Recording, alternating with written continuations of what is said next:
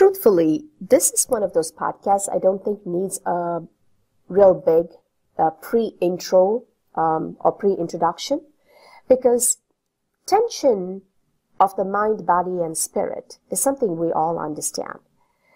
But a lot of problems arise in identifying this is because most people are not open to the concept that it may be affecting them.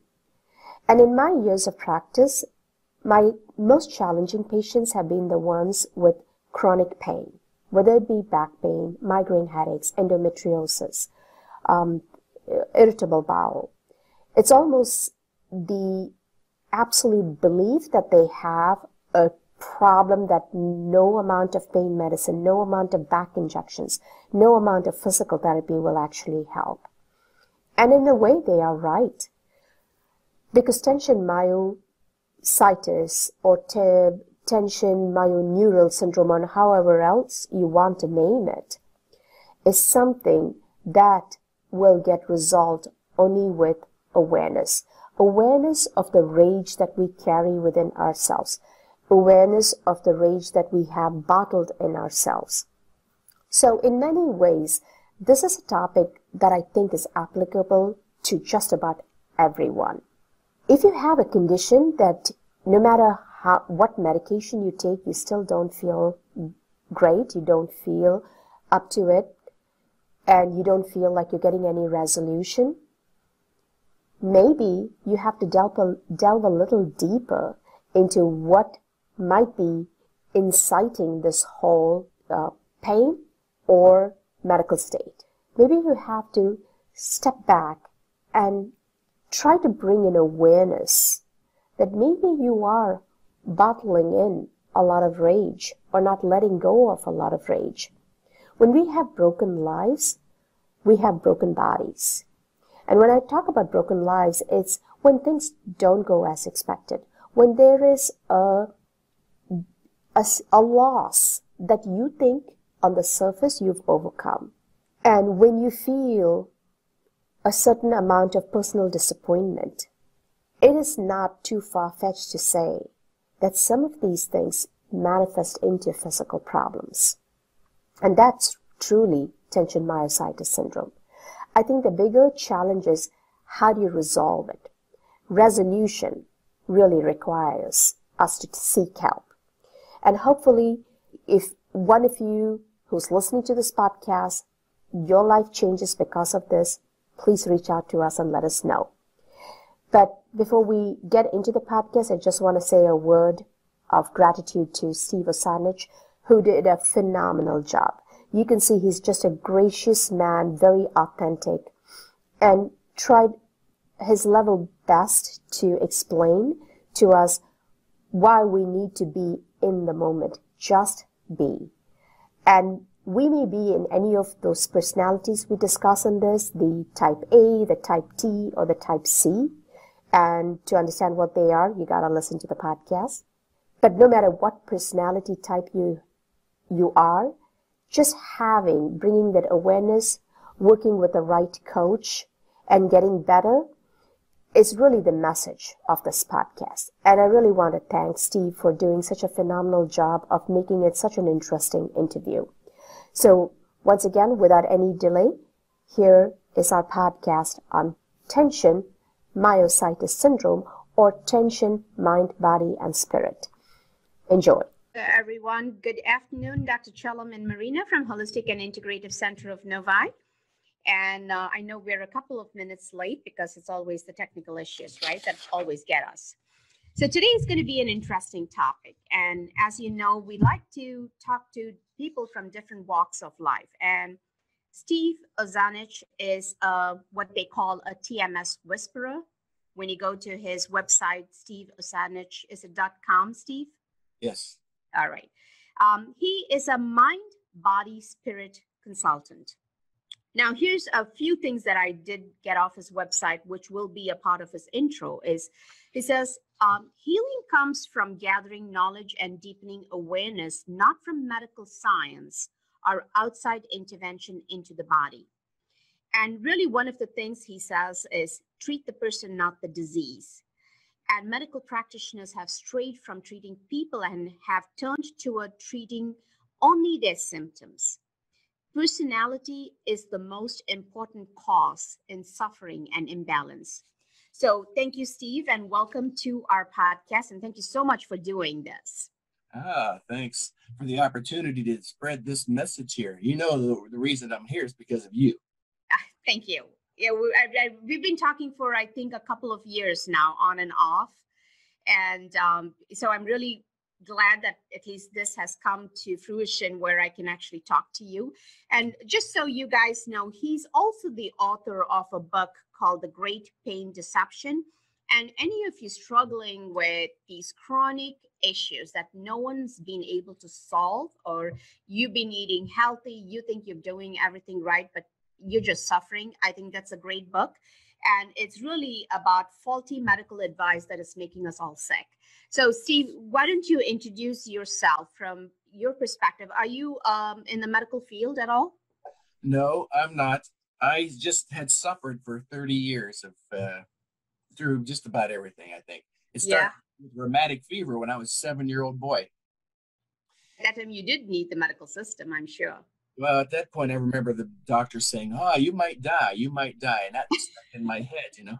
For a 7-year-old, that's something to think about. Yeah, well, for anybody, exactly, but a 7-year-old. But, you know, I know now it's a gnosis at some point. It's a deep knowing beyond wisdom, beyond knowledge. It's a knowing that I gave that to myself. I have no doubt about it. You know, anxiety, soften that heart valve like that. And then my back pain started as an early teen. And that crippled me about 13 and a half, 14 years old. And then I had the normal other things I suppose people have. But as I look back on it now, after finding Dr. Sarno's work, it was all from mind, all of it. And I've been healthy for 19 years now. So tell me about your back pain. When you said rheumatic fever, I know it's an infectious disease and, you know, there is an antibiotic, you get resolution if you catch it early enough. But what about, why did you have back pain as a teenager? Tension. You know, So you didn't play sports, nothing? I played every sport. Okay. I think that's why all people play sports, to relieve the tension at some point. But, you know, Dr. Sarno had told me, and a couple of the TMS physicians, you know, that the infections are incidental findings, that the tension and the stress cause the sore throats, and then afterwards the infection will come in because they'll get rid of the infection with the antibiotics. It doesn't solve the problem. And so, you know, the back pain that I had for 30 years was from tension. So when you say tension, did you know you had tension? No, that's the thing. You know, there's where the suffering really comes from in life. When we identify with our mind, when we think we are our thoughts and we are this person. It took somebody like Dr. Sarno to come along to show me who I was. Right. You know, you're angry. I had no idea because everyone said, Steve, you're always such a nice guy. You know, they've always said that. And that's the problem. You know, we talk about superego, persona, things like that. We've bought into the notion that we are this person that we're pretending to be. But when it starts to show you who you are, it all starts to unravel. So let me go back to the statement that you said, you know, the infection is an incidental finding. And this is something that I've known for years in my practice. When people come to me with a sore throat or a common cold, I never ask, where did you get it from? Or how are you feeling? Or here's some pill. I always ask them, what's the stressor in your life? Yes.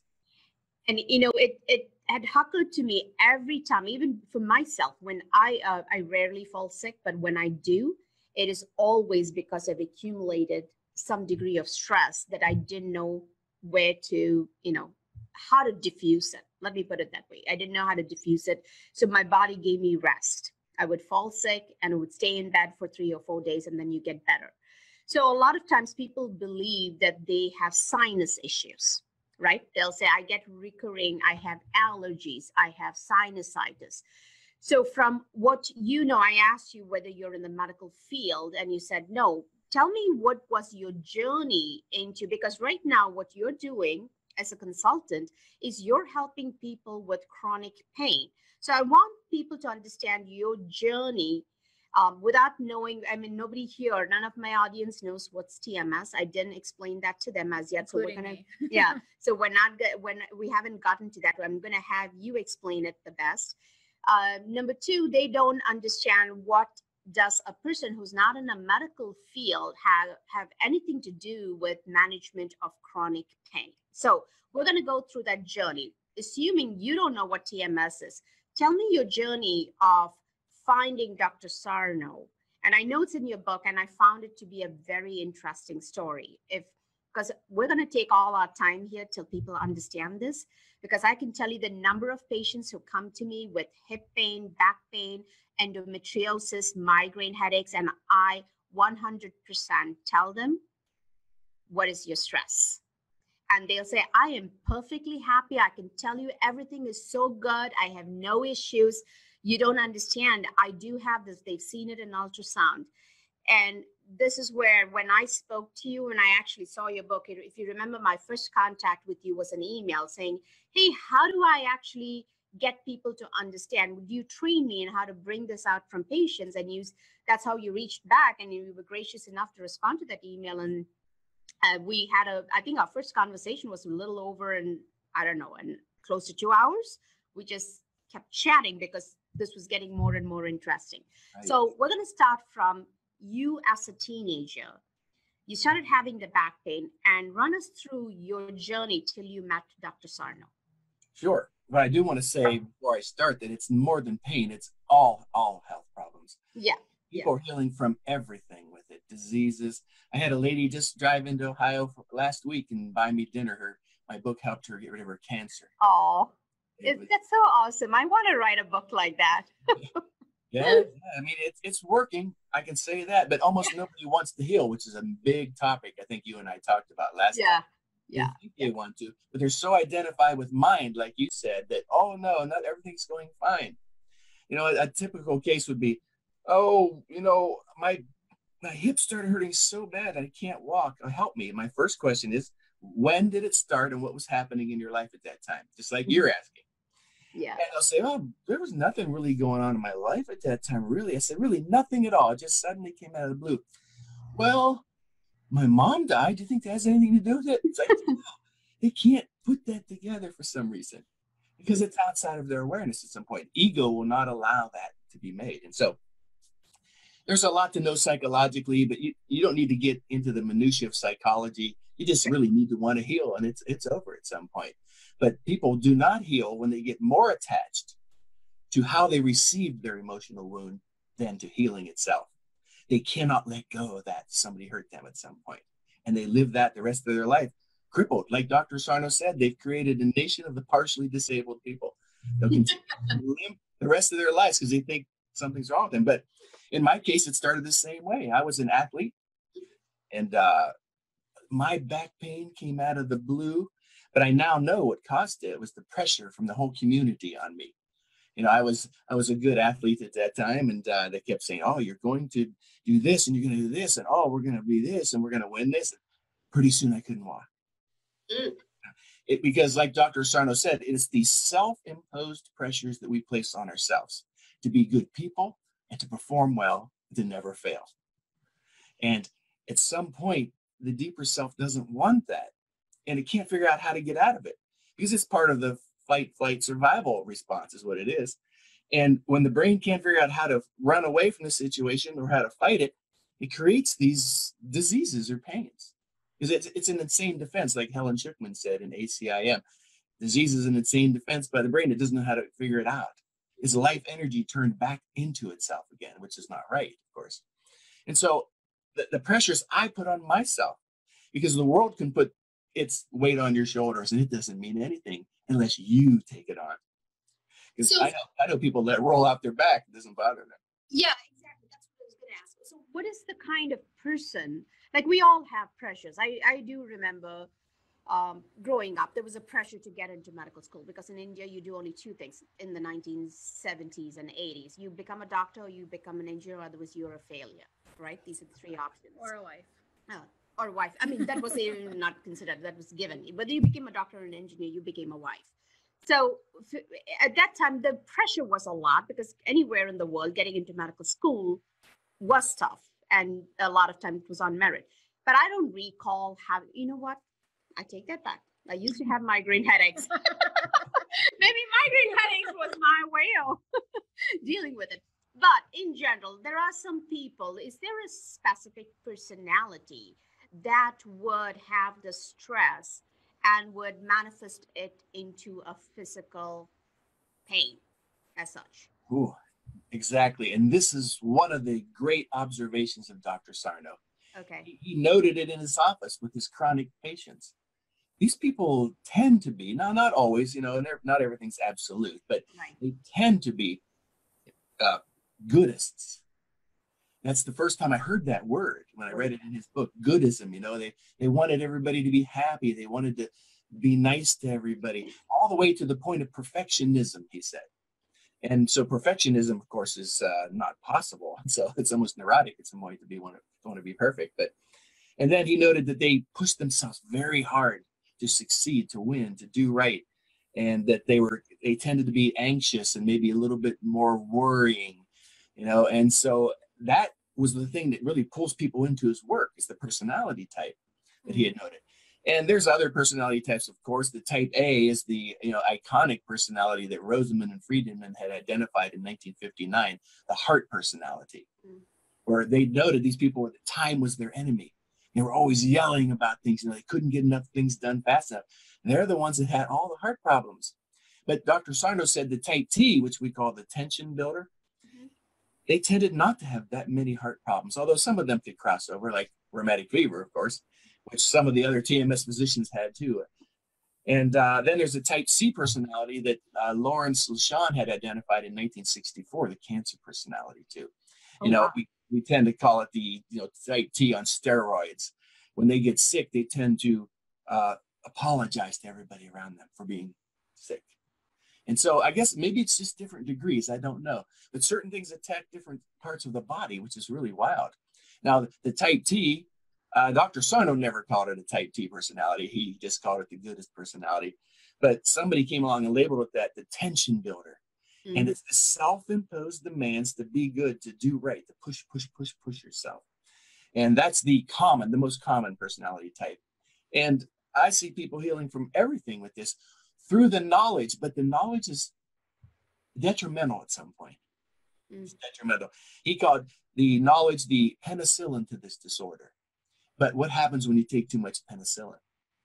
It becomes resistant. Resistance, yeah. Yeah, knowledge in the end is a great hindrance at the very end of this. We need to get rid of all that and start falling back into being. And so ultimately, to heal, permanent healing from everything will always come down to this presence work, this mindfulness work of living now in this moment. Because everybody's lived in their head trying to do it right repeatedly. They're stuck reading the books, looking at lectures, and constantly going over the material, and they're not getting anywhere because they're locked up in trying to heal, which I've always said is the number one mistake. Let go. Yeah, trying to heal, because that's what your brain wants. Think of that phrase TMSing that Dr. Sarno created, which could be anything, any type of disease or pain, as identical to obsessing, identical. You can interchange those terms anytime you want. Obsessing is what your mind wants. And what is it? Obsession is escaping this moment right now. Because of fear and anger, we don't like what we see. And we can't figure a way to get out of our daily situation. And so here comes the brain to do you a favor, as he said, to create an ulcer or a back pain or a migraine. And that's the way to deal with it. And so we have to be very careful about obsessing on healing, because you're playing right into your brain's strategy. And when they've contacted me, they've got 12 open books, and they've been to 14 different counselors and therapists, and they can't see that their brain has fooled them into obsessing on trying to heal. But so falling back into being, as the Buddha called it, being, right, into this moment, everything fades away. The ego fades away. As Eckhart Tolle said, focus on this moment intensely. Just become aware of everything that's around you just on this one moment, and then tell me what your problem is, because you don't have one in this moment. It's Yeah. something, the memory, or it's something the ego made up about the future. I've got to worry about the future. The future doesn't exist. It never has existed. It's always going to be the present moment. We're locked into this moment forever. Now, when we come to grips with it and accept it and see it through the lens of gratitude, instead of all the things that went wrong with me or all the things that can go wrong with me, everything begins to fall away. But up until that point, I need to say this too. Not everybody can jump into being and become an enlightened being within one moment. So there are intermediary steps that we need to take to get there, of course. Sure. That can be anything, really, journaling, counseling, things like that. And also, we should say this too, that this is not an anti-doctor message. Yeah. Yeah. Not an anti-medicine message. It's, we need good doctors. We need good healers. We really do. I mean, an ulcer is a mind-body event. It's a stress event. But if you don't stop that bleeding, you could die. Yeah. We need that. We need good doctors. So we need to say that right up front. The problem is, as Dr. Sarno said, it's not the modality. That's not the problem. It's the diagnosis. It's wrong. Your back pain's not coming from a herniated disc. That's 50 years old, that type of thinking. Every day doctors are telling them that herniated disc is causing your back pain. It is not. It is not. Neither is that arthritis in your bones in your body. These people heal like that. As soon as they become more aware, oh, wow, my brain wants me to think about these things. It's trying to escape this situation. But even for you, when you started the journey, did you not think the same way? Like, hey, I do have a problem. Were you able to, your journey was 30 years. How many years from the time that you knew of Dr. Sarno's work and your resolution? What was that like? Right, about 27 years. Of course, when I first found his work, 1996 or 7 or 8, something like that. Okay. I rejected it outright. Yeah. I had a paralyzed leg at that point. My left leg was paralyzed. I was dragging it for almost a year. The foot you were paralyzed? It was paralyzed. They were sticking needles in it. There was no feeling. They were hitting that with what's that rubber hammer called? The tuning. I'm a consultant. I don't know what that rubber hammer is called. But yeah, my deep tendon reflexes were gone. And they told me the whole time it was a pinched nerve. And it never was. It never was. It was TMS. There's no oxygen getting to the nerves and the muscles. And paralysis is the final result there. And they told me it would never return. And of course, it did. I'm around every day. I golf again. Everything's back to normal. So their diagnosis is wrong. They look at they'll tell you, oh, there's stenosis there, it's crooked or something like that. It has nothing to do with the symptoms. We've all got that stuff in our bodies, all of us. You just put all the chiropractors out of business just now with that one statement. Oh, did you know? I don't know if you saw my wall of victory. I did. There's a chiropractor on the end of there, a really great man, Matt Lyons. Yes. His testimonial was awesome. His speech, 23 minutes, he stood in Jamaica and nailed it point by point. I was astounded how much he had gotten from the consultations. And he said last week, a couple weeks ago, he texted me and said, I closed my practice down. He's a chiropractor, right? Yes. Yeah. So basically for you started with the back pain, and at some point it got so bad that you actually had paralysis of the leg, and you actually had physical findings. The doctors could not get a knee-jerk reflex. They could not get any sensations in that leg. And at that point, what were your treatment options? Well, at that time, if you remember my story, my wife had been, when I was married, she got permanently paralyzed from the waist down by a spinal anesthetic when our first baby was delivered. Wow. You can imagine the rage that I had inside of my body. But a goodist will always, just take it on and keep pushing through it. They'll never associate that. I'm crawling around on my hands and knees, unable to stand up because of that. And then a tornado wiped out our town, and my 3 favorite relatives died in a small period, and a doctor damaged my eyesight with LASIK eye surgery. Everything fell apart within a short period of time. Oh my God. It's like, duh. When it rains, yeah. With forest, right? Yeah, exactly. And I called it the snowball effect, And so when you're identified with mind, and you think you are these thoughts and you are these things that are happening to you, you think your life's falling apart. And so you can't see it for what it really is. My life, I was angry. I was conflicted deeply inside. I couldn't figure out how to get out of the situation, of course. And so the result was ill health. And so I found Dr. Sarno, and I rejected it, like almost everybody does. About 15 to 20% of the people will agree to it. And I had to get worse. I got worse and worse. So I stopped eating at some point. I began to fade. I was down about 54 pounds, and I've never been out of shape in my life. And I knew if I was going to live, I've got to go listen to this crazy Dr. Sarno if I'm going to live here. And so I went back to it, and then it began to connect. Sometimes suffering is our only teacher.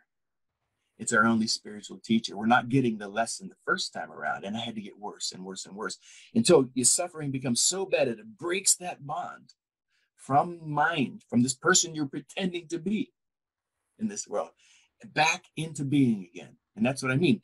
We are pure peace inside, pure love, pure consciousness, the observers of this life. We get wrapped up in our ego. By the way, ego is part of the mind.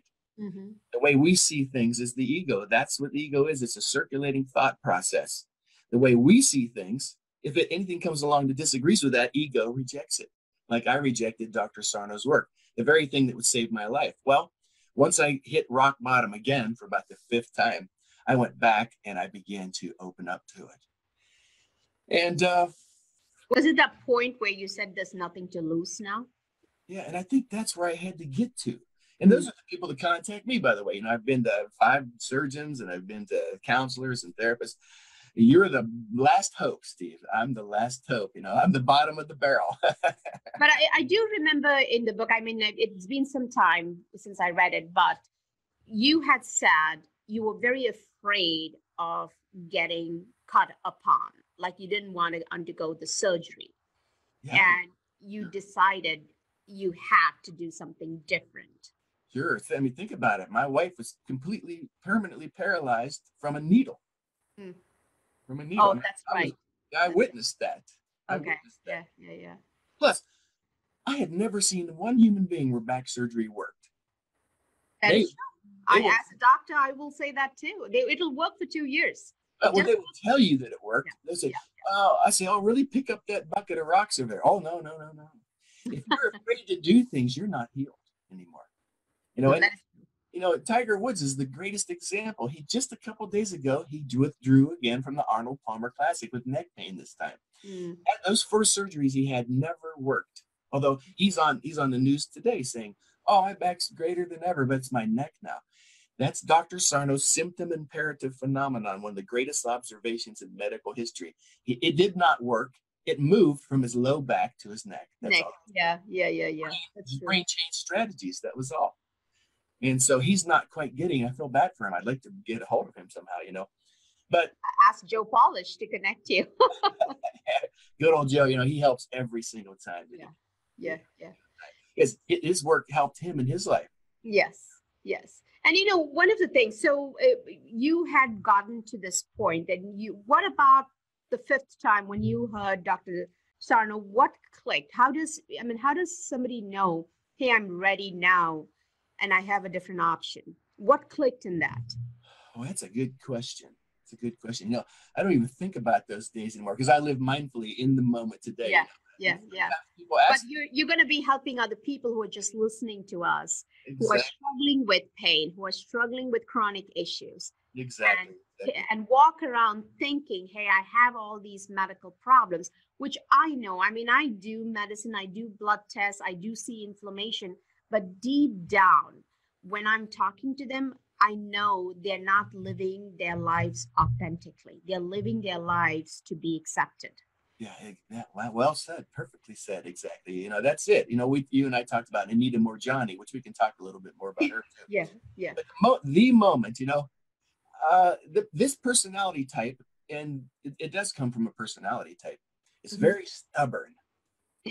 It's deeply internally stubborn. They're very good at what they do. I work with some amazing people around the world, like Joe Polish, and actors and actresses and Congress people and professional athletes.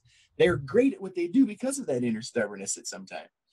But that can also be detrimental as well. And so for me, it was a series of little truths that I would see popping up, like laying in bed and having the pain spike through the roof. You're not even moving.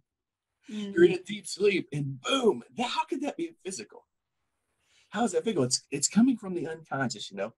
And then the stories that Dr. Sarno told about the people that healed, and that the fact that there is not one single study in all of medical literature that shows that herniated discs cause back pain. Not one. And all of the studies prove that they don't. And yet everybody believes the unproven side. The same people who demand proof of TMS. It's a mess at some point, you know. But if you demand medical science to heal, you're in trouble. You're in trouble, you know, at some point. It is to treat. It is to treat an acute issue, like you said. You're bleeding also. We tie off the blood vessel. Transplants are a great advancement that they've made. Perfect. Right. I think Andrew Weil said it best, you know, Dr. Weil, that as a doctor, I know they're looking at me to help them, but there's not much that I can do. I can facilitate healing. You know, he can try certain things, because ultimately it's going to come down to your belief. That's exactly what it is. That's why I think, you know, this idea of the voodoo dolls are perfect, because, you know, like Tiger Woods, he thinks that stabbing helped him. It did not. Yeah. I always say the doctors, I mean, this is something that we've read, and I can't remember who said it. I'm sure it's one of the great guys, but they said the doctor's job is to stand by and entertain while nature takes course to heal. Who said that? I'd love to hear who said that. But that's I think they've known that for hundreds of years at some point. I found a letter that the President Thomas Jefferson had written to a doctor, and the doctor wrote back to him, and he said, "Oh, I've given more colored leaves, watercolored leaves to people, and they've healed. They thought that it was medicine, you know." And so people often ask me, is TMS healing a placebo? And I say, well, it depends on how you define it. You know, if healing is based on belief, then yes, it is. But you have to believe that nothing's wrong with you physically, and that it's a psychological process that's going on outside of your awareness, and you will heal. So belief is everything. And I think the most problematic thing in all of medicine, in my opinion, is the placebo effect.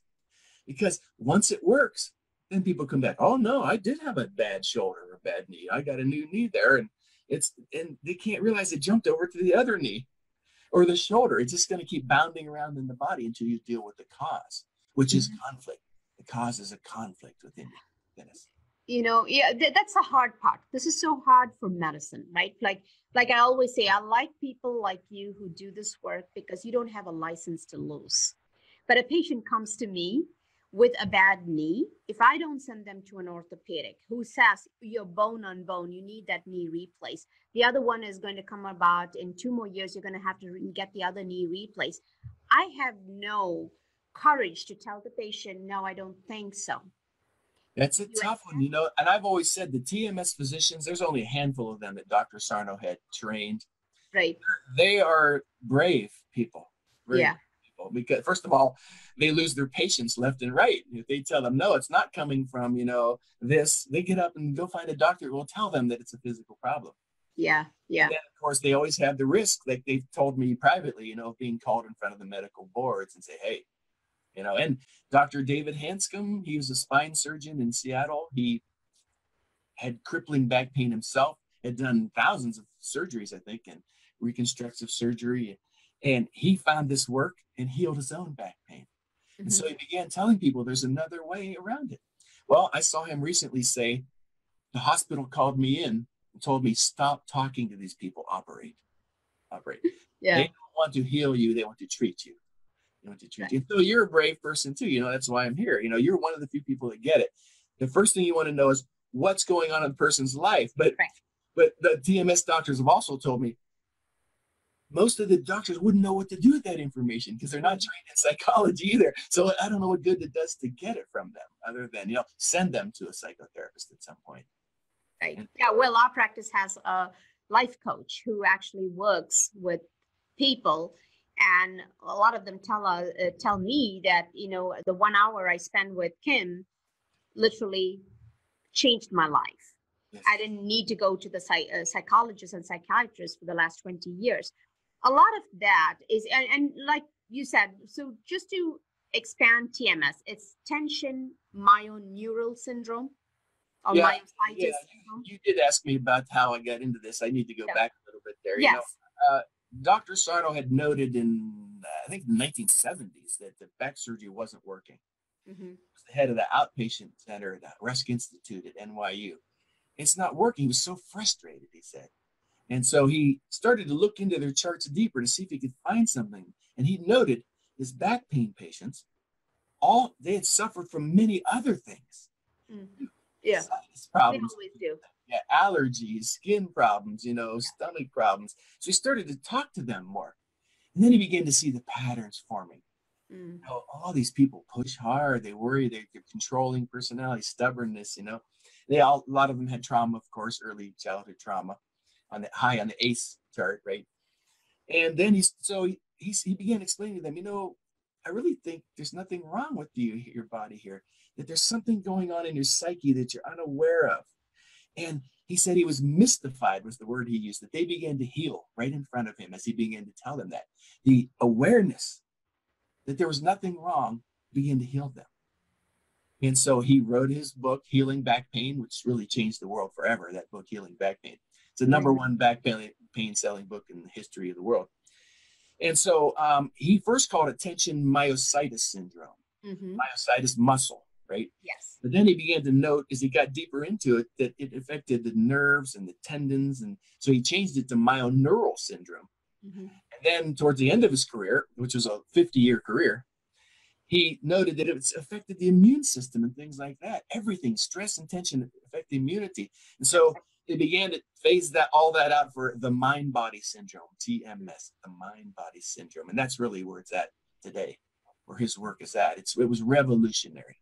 Absolutely. I mean, and the documentary, All the Rage, which I actually haven't finished it because I keep rerunning to look at what he does.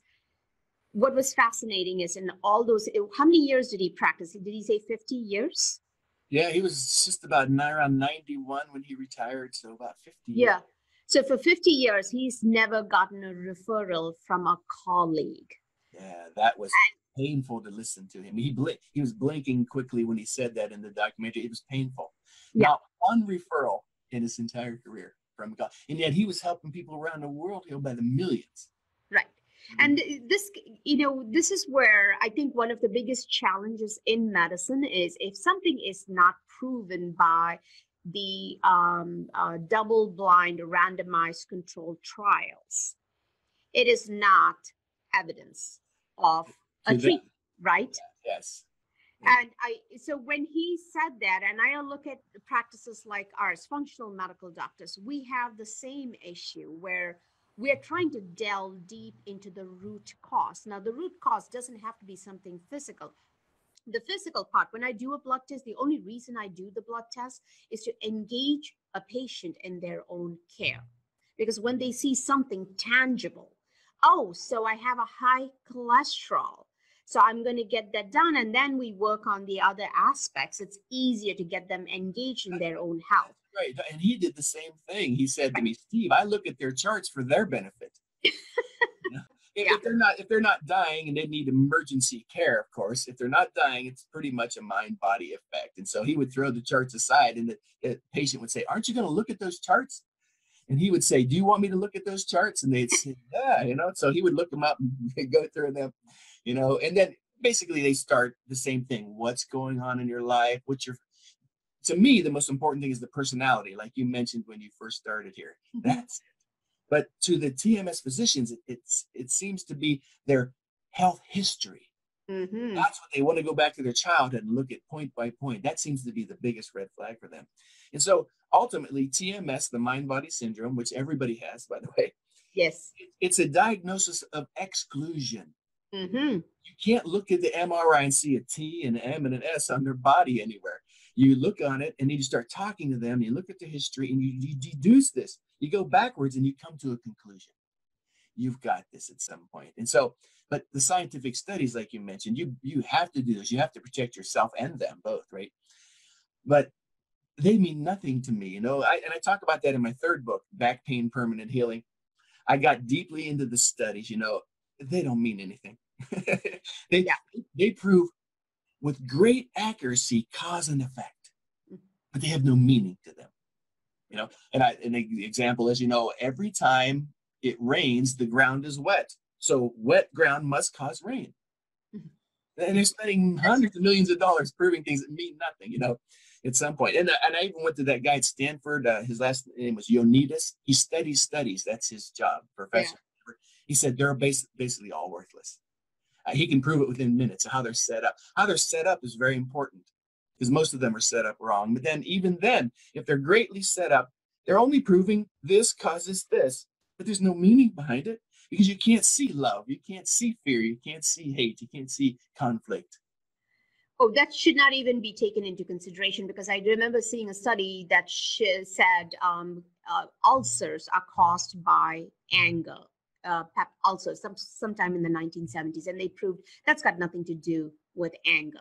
And we're talking about stomach ulcers. And now, of course, everybody takes the Nexium, the purple pill. So there's no way to produce any acid, but we don't think about the implications of taking these medicines on our normal digestive system. That's besides the point. But in general, the way studies are done is they have to have a theory, right? They have a hypothesis. That's what we call. We think this does this. You go in, and if the study does not prove that this does this or A does B, then you weed out those statistics that actually shows that A does B.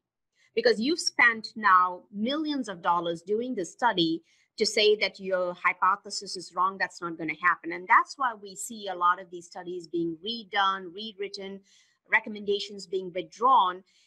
And when I got frustrated with that aspect, because there would be one, when a study comes out saying this is the absolutely important thing, for example, hormone replacement therapy in women, I used to sit for an hour convincing my postmenopausal women to go on hormone replacement therapy. We call it HRT. And then 2 years later, they said, oh, people die of heart disease. They have cancer. You need to take them off. And I spent another hour trying to get them off of it. And then it came back, oh, no, hormones are not that bad. I'm like, screw this whole thing. I'm not doing any of this. The individual in front of me is the most important. Their life is important. If their life is broken, they are broken. That's how I look at it. That's it, exactly. And they are the healer ultimately. Yes. Whatever tends to please their deepest psyche is the healing mechanism. And Anita Moorjani talks about this. People, I often ask her, should I use chemotherapy with cancer? Should I use alternative? I'm confused, which everybody is, right? She said, go with the one you believe in deeply enough and see what happens there. Because ultimately you are the healer. I don't know if you saw last year in the international news, that guy that was in a wheelchair in England in severe pain. Every day he was on a morphine pump, pumping every time the pain came up, right? Well, they gave him the new super pill, the super pain pill, and he was up jogging. And they told him there's nothing in it. Nothing. Oh, no. They said, what do you want? Do you want the morphine pump or do you want the fake pill? He goes, I'll take the fake pill. So it's his belief. This is how powerful the mind is. It can kill us or it can heal us. Absolutely. Or wound us. In the case of chronicity, it's wounding us nonstop. And so I've seen people heal from just about everything. And the ones that I haven't seen personally, I've read about that they've healed from, MS, Lou Gehrig's disease. There was a lady named Evie McDonald. Things are reversible at some point. Now, I'm not saying everybody can, and I'm not saying I can, but it's possible. Again, it comes down to their belief system. I always say that even when our practice, when somebody walks in and has never heard of functional medicine, has never heard of an alternative approach, another option to heal, they're not a good fit for our practice, because they've come in with that the doctor is going to do everything for me. And it's a dogmatic system, right? The doctor tells me what to do. The doctor gives me a diagnosis. The doctor gives me a drug. I take the drug. My disease should be under control. When you come from that place and say, you know what, you are your best doctor and we're going to help you get there, I'm cuckoo at that point, right? Yeah, that's Dr. Sarno said that too. I try to have them stay with their general practitioner. Yeah. Once they send them off to the specialist, they're gone. Yes. They're gone. And that's true, because now they've subdivided the medicine into, big toe doctor, next to big toe doctor, middle toe doctor, and it's all one problem. It's all one problem. If it's not something that's bleeding or that needs stopped or whatever, it's basically from mind at some point. And so you really need to go to look at your life. Look at your life and start pulling back a little bit, reflecting. I have the people try to identify when your symptoms began. Okay. And I had another one just recently. A little boy had died that this person loved, and she got migraines all of a sudden. Couldn't put that together. We get that together, because it's outside of your awareness. You won't be aware of how angry you are. You won't be aware of all of these things because it's unconscious. That's what the word means. It's unconscious. And so at some point, if you want to heal, you can heal. But like I said, most people that I've run into the past 19 years that I've been doing this work, they do not want to heal. They want to get rid of their symptom. There's a big difference there between getting rid of your symptom and healing. In other words, they want to live the same life, continue to do everything the same way, react the same way, change nothing, and then get rid of the suffering part of the symptom. You can't do that. You have to heal at some point. And healing takes a change. And the change that I want people to make is perception. That's all. That's the only change that needs to be made to shift. And I've seen people heal right in front of me on Skype. They've driven into Ohio to talk to me here. Some of them have healed right in front of me because they were ready and they wanted to. The other people who don't want to, they'll start arguing with you. Oh no, mine is different. They're trying to exclude themselves from it. Or you said this on page 173, but on page 134, they're trying to find some way out of healing. Trying to dig holes into the theory. Yeah. They're trying to find a way out of healing. Yeah. Because they want to be in the constant state of healing the rest of their lives. They don't want to be healed. I've created this word called healism. They want to be in healism. That's it. That way I can carry all the old baggage, not change anything, keep doing the same things, keep walking crippled somehow, and and keep obsessing. That's it, basically. Obsession is the key here. It's the way out. It's the way out of what I don't like, what I'm seeing right now through my daily lens. I want out of it. And if they can't figure out a way, the brain does the favors. Dr. Sarno said, there you go. I just did you a favor. Now you can't walk. Your knee hurts or your ankle hurts, So But focus on something more tangible, like the moment, the present moment. Yes. Yeah. So you have this emotional pain that you're not able to solve. Your brain is not able to solve.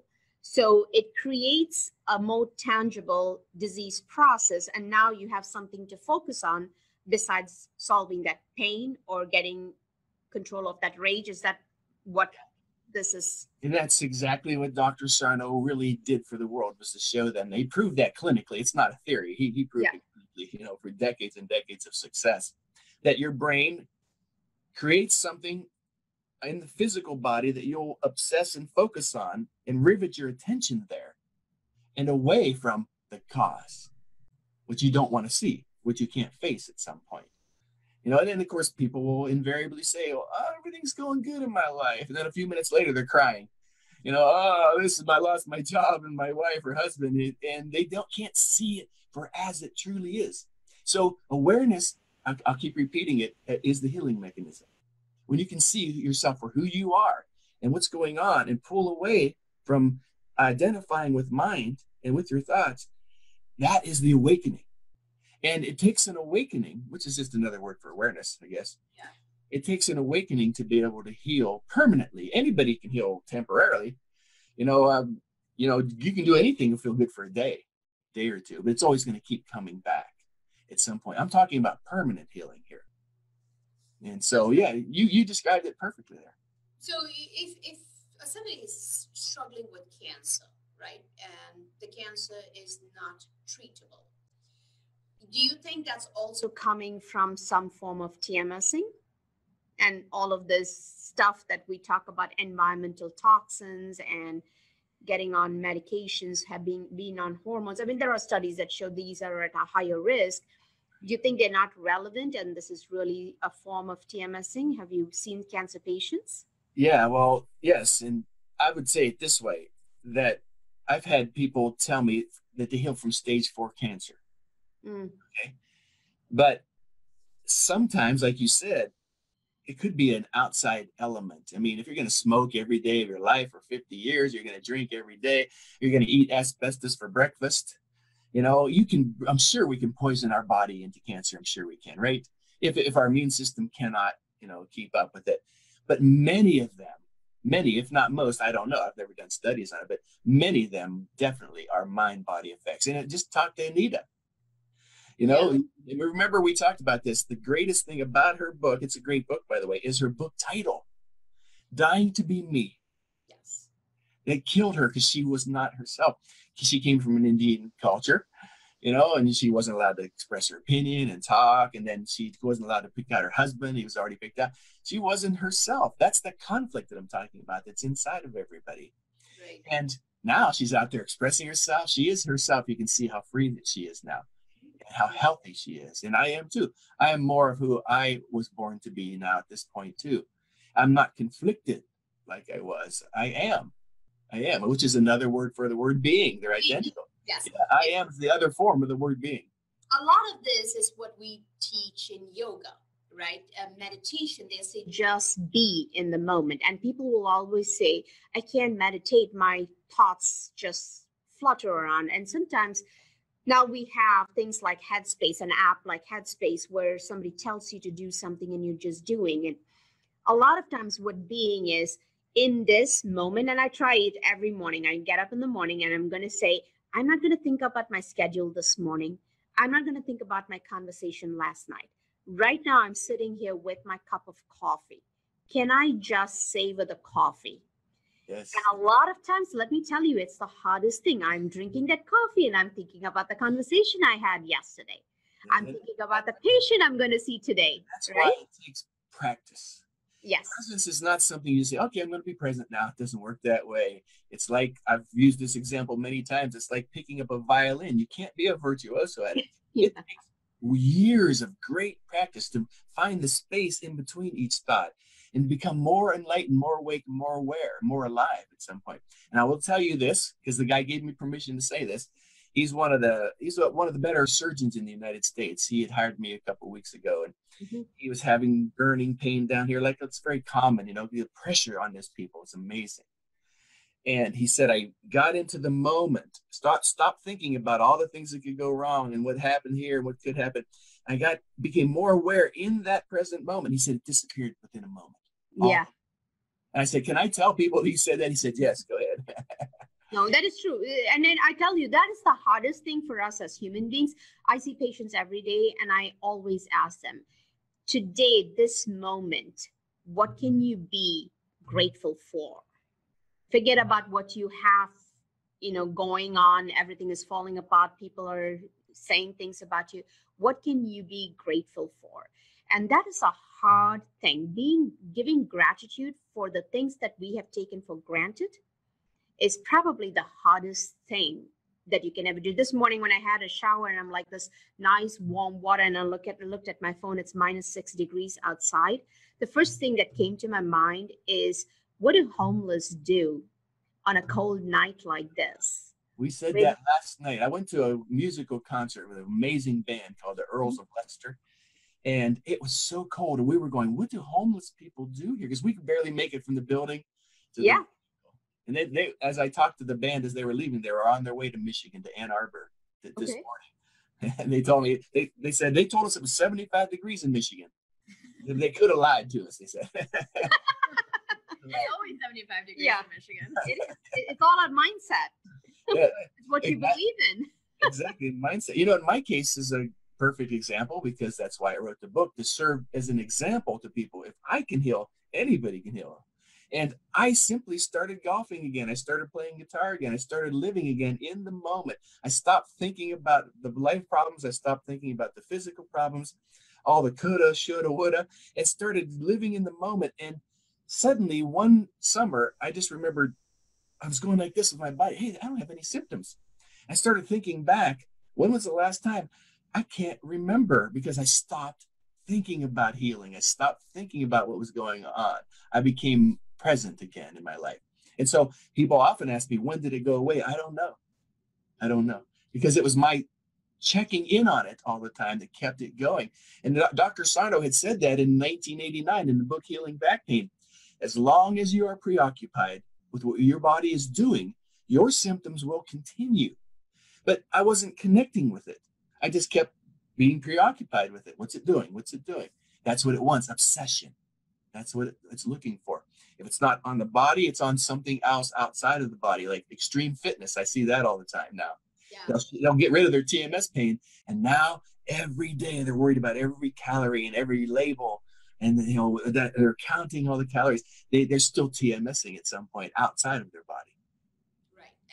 And women say that to me all the time. They say, if I don't exercise, I'm just going to gain all this weight back. So they just have to get to the gym. And a lot of times I think it is, again, it's a very constructive way because they're taking care of themselves in one way or the other. Right. I said that in the Great Pain Deception. If you're gonna, obsess on something, obsess on good health. Yeah, exactly. So with you having been, losing the weight, being paralyzed, what was the time frame before you realized this is something that, being paralyzed is a serious thing. And the only reason you didn't undergo surgery is because you were afraid to. Yes. Somebody else in your position would have undergone the surgery and still would have continued. And the doctor would have said, your pain will get better and you will feel, yeah, the pain is better, but, it will shift forms into another form. So it's common to have a back surgery and then get an ulcer not long after. Because the brain, as Dr. Sarno said, the brain will not be denied. If it's going to complain and moan somehow, it will find a way, whether you medicate it or operate. It just keeps shifting around. It's like trying to pick up mercury at some point. You can't do it. You have to deal with it, and the best way to dealing with it, in my opinion, is to accept your life as it is, through the lens of gratitude, like you said. Gratitude, gratitude, gratitude. But it's more than just saying it. Oh, I'm grateful for my family. I'm grateful for my home. That's not what gratitude is. Yeah. Gratitude is a feeling. Mm-hmm. It's an experiential thing. Healing is not about understanding yourself better psychologically. It's about understanding yourself experientially. Who am I? Who am I? And just witnessing this life as the observer. So when people are in pain, of course, the number one question always asked is, what do I do? What do I do? What do I do? That's always the question asked. It is not about doing. That's the problem. That you don't want to obsess on doing. It's about being appreciative again, being thankful. Letting go, forgiving people in your heart, forgiving yourself in your heart, things like that. I suppose you can call that doing at some point. But it truly is a matter of allowing healing, because it's not about healing. It's about allowing your body to heal. Right. It wants to be well. Right. So when you actually did, was there a time frame before which you said, okay, my legs are moving and my pain is gone? Or did it happen like it's gone? Like you woke up one day? I was, I would say about a year and a half. Mm. But I did everything wrong. You have to understand that. I did everything wrong because I didn't have anybody like me to go to, or I didn't have TMS physicians that I could go to. I had to try to figure it out. Mm. It was like you threw me into the ocean and I was drowning. I was flailing my arms and legs, and I finally found the shore. Mm. And when I got to shore, there's a bunch of people there clapping, saying, "You're really brave." I'm thinking, no, I wasn't. I was scared. I was dying. I was very, very, very scared, But, people read the book and say, "Well, you were so brave." Well, if you want to see it that way, I was scared. And I figured out a way to do it. Now, after I healed, I went back and looked at what I did. I was the accidental healer. Mm. And it was by becoming more mindful, more present in the moment, because, how are you going to get over all these traumas that happen to you in your life? You can keep digging at them for the rest of your life. It's called psychoarchaeology. You can keep digging and digging and digging. What does that solve at some point? So how do you even get to that point? Where do you begin? Like, let's say now that somebody listens to this video and says, okay, every ache, pain, disease of mine could be stemming from something deep-seated rage, deep-seated anger, deep-seated disappointment. But if I have no clue, because a lot of people I talk to tell me, I am happy now. These are all in the past. I've come to accept it. I've come to accept the death of my mother, or I've come to accept the death of my child or my dog or whatever it is. I've come to accept it, and it doesn't bother me anymore. But I know sitting in front of them, they haven't accepted anything. That's is what I do. You're describing my business right now. Denial is not acceptance. Yeah, yeah. And that's why I used to do 1-hour consultations, and I realized they don't work. Yeah, They'll put up this false front for an hour very strongly. Oh, yeah, everything's going good. Oh, everything's fine. They'll tell you everything you want to hear and everything they're supposed to say. And then I noted when they started to go overtime, like an hour and a half, 2 hours, they started to break down. The superego persona began to melt away. They began to cry. And they began to say, and they yell about their life, and then, we're starting to get somewhere. Because that's why we talk so much about superego and persona, these false faces that we put on for the world. We have bought into the notion that we're actually this person at some point. We need to break that away, break that bond, and start to live as a being again. And so it's an awakening, it's an insight. But I do 3-hour talks now, 3-hour consultations, because that's about the time it takes to talk about their life, everything. Listen to them for a little bit, and then start to show them, look what you said there, look what you said there, look what you said there. And they start to see themselves in a different light. And many began to heal right there, sometimes a day later, weeks, months, depending on how much they want to attach themselves to not healing at some point, because they are the healer. And if they can't get over something that happened, then they've pretty much chosen their life. They've decided, I'm going to live a life of suffering at this point. Is there a way to help those people? Like the ones who have just accepted, but they still come and find you, right? Obviously, they found you because they know deep down somewhere there's something different. Right. So, Yeah, by the time they found me, they've hit rock bottom. It's pretty much the common email. I've tried everything. You're my last hope. And I always say, well, thanks a lot for that pressure. I appreciate it. yeah. I listen to them and talk to them because it really is about connecting. Now, that's one thing Helen Schucman said in A Course in Miracles, was that when you are healed, you are never healed alone. There's love involved there somehow. And I will talk to them. And if I think they need intense psychotherapy, which I've only maybe 4, 5, or 6 people in the last 20 years that I really felt needed it. They had severe emotional abandonment trauma, separation rage, there. And I'm not a psychotherapist. And so I thought, why don't you talk to somebody? It would help you here.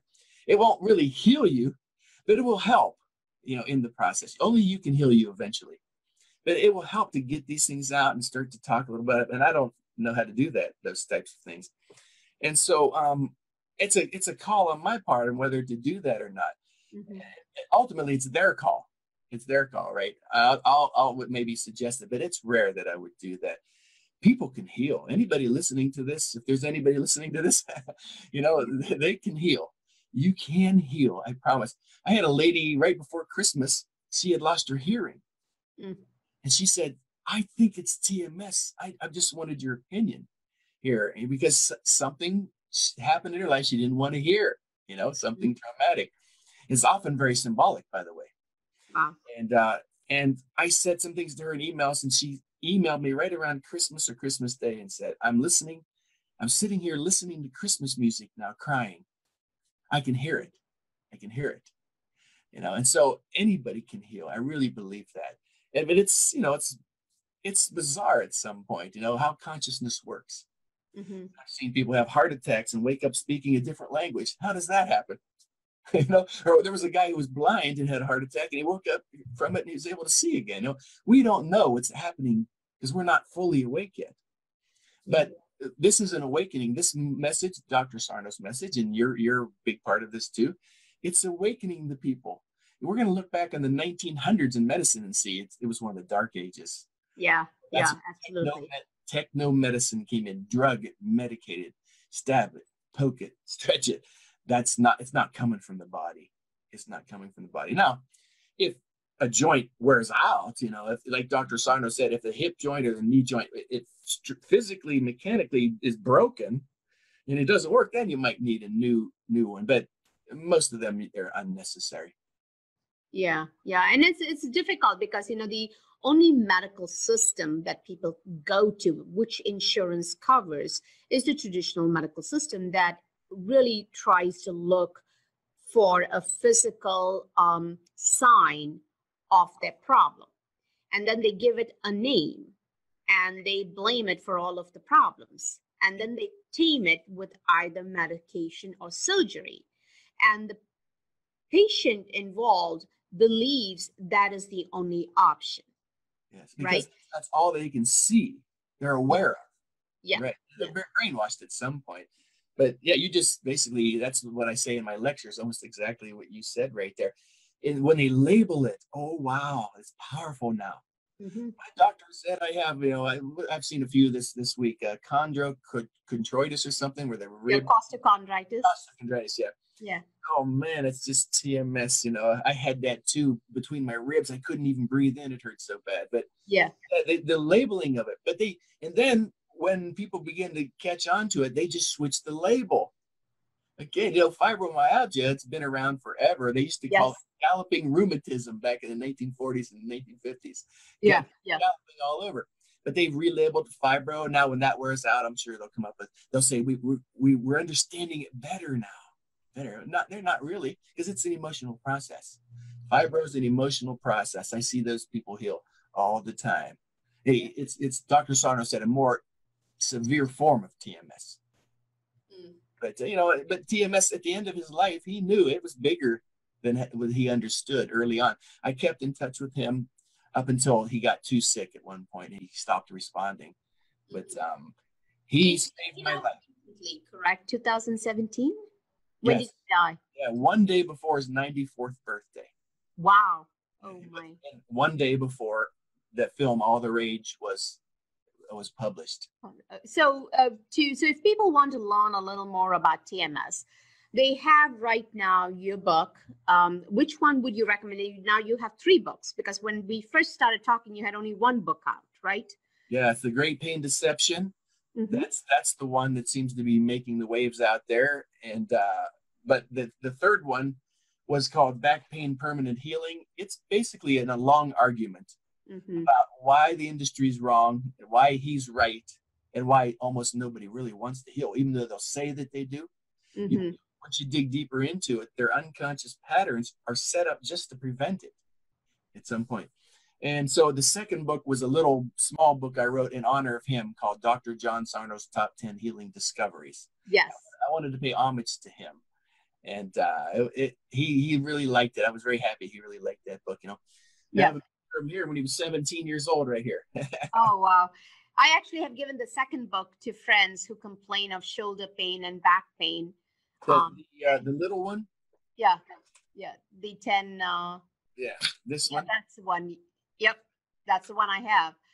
And it's because it's easier to read. It's not overwhelming. And it's a good start if people want to understand more. And then the documentary, All the Rage, is also very interesting. It's a very casual documentary. It's not something that's made, what do you call it? It's not scripted. Right.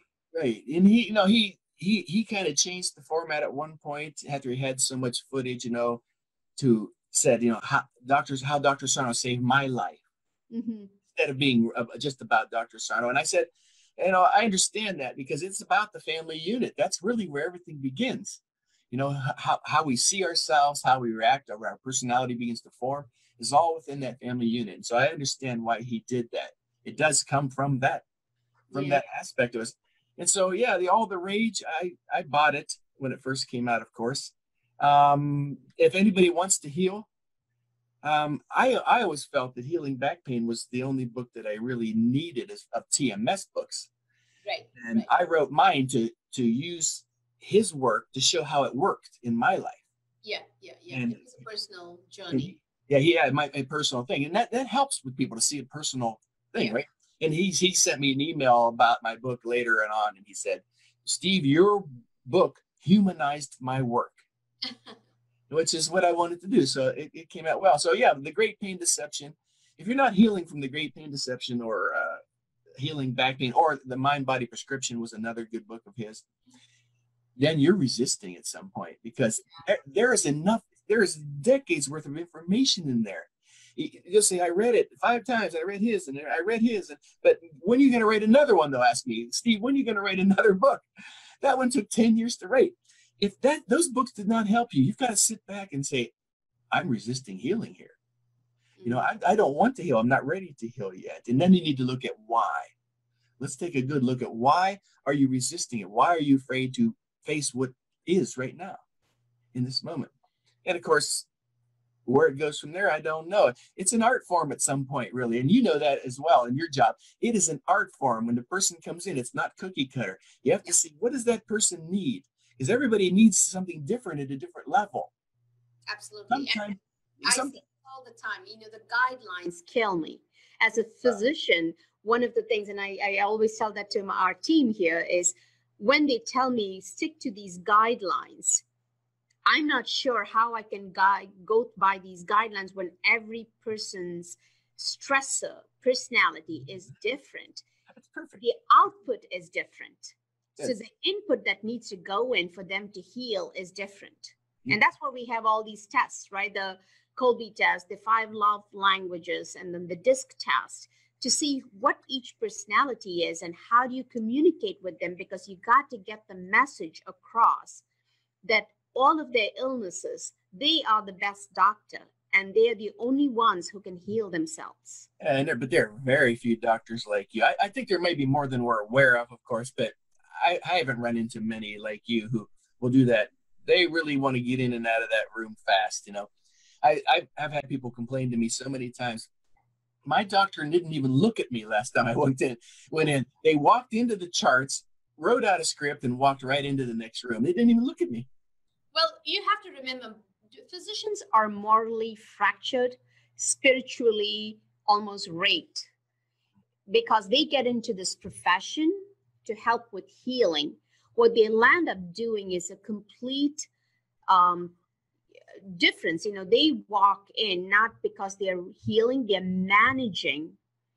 Even worse, I think you can start giving, that's why it's good, physicians are going to be replaced by robots, because all you need is a computer algorithm and you can get your high blood pressure medication if you meet that algorithm, if you follow the algorithm. I understand a little bit of that because there has to be some type of protocol, I suppose, but it's the protocols taken over. That's why on the back, if you remember on the back of this book, this little book, yeah, I quoted Dr. Sarno from his last book. He said, my medical professors would be shocked and horrified at what has happened to medicine. Yes. The marketplace and economic factors have taken over. You know, but he was really old school. Right. Yeah, I was looking, but I know if today I spoke to my patients like the way he said, you know, that's nothing. You just got a lot of rage. And I'm thinking, oh my God, I would be in court in no time. Yeah. Oh yeah. I mean, you have, like you said, you have to at some point. And of course, I never professed to practice medicine. I've never said that. I've never said I was a therapist. I always make it clear, you know, you're coming to a consultant, somebody who's experienced it and has researched it for decades and written about it. That's what you're getting from me. Okay. But you are your own healer at some point. And so, you know, I really admire you. I really do. I told you that when I first met you. You are a true doctor. Oh, thank you. Thank you so much. And I mean that. I wouldn't be here. Yeah, I really do appreciate. I know how busy you are, and a lot of this is because I see patients over and over again trying to, like you said, obsess over their medical condition and want to know the latest drug, the latest treatment. What have they not tried? Why is this not happening? And really, one of the key things is be your authentic self.